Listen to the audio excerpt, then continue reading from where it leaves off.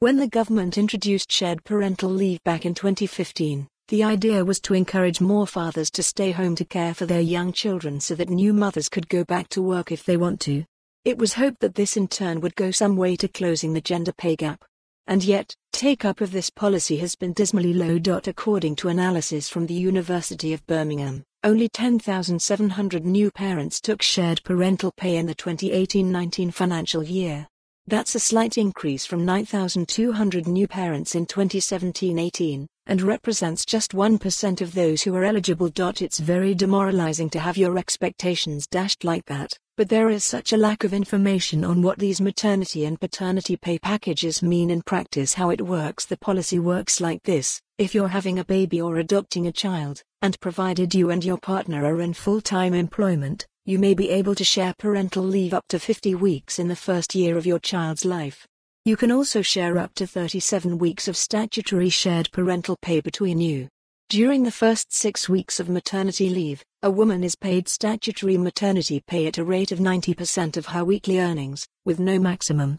After that, both maternity pay and statutory shared parental pay is paid at a rate of £148.68 a week, or 90% of your average weekly earnings, whichever is lower. So far, so simple. But it gets complicated when you factor in that most mothers who are employees will get an enhanced maternity pay package from their employer. Many will get 3 months on full pay, 3 months on half pay, and the rest statutory, while a father typically only gets just 2 weeks of paternity pay. The maternity or paternity pay packages offered will differ from employer to employer. To confuse things further, shared parental pay covers you for 37 weeks, whereas statutory maternity pay is paid for up to 39 weeks. So while many couples who are planning a family might assume that shared parental leave means that they can share the caring responsibilities equally, often it still doesn't make financial sense for them to do so.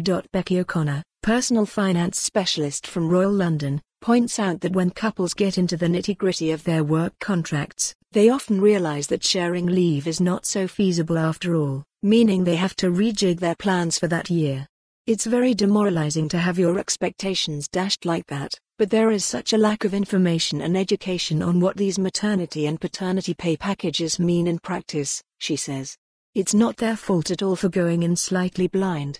O'Connor crunched the numbers on this to work out how a couple who each earns £40,000 a year would fare, assuming that they take a full 12 months off between them, so one parent is unpaid from either. For more on this story, visit the news article link.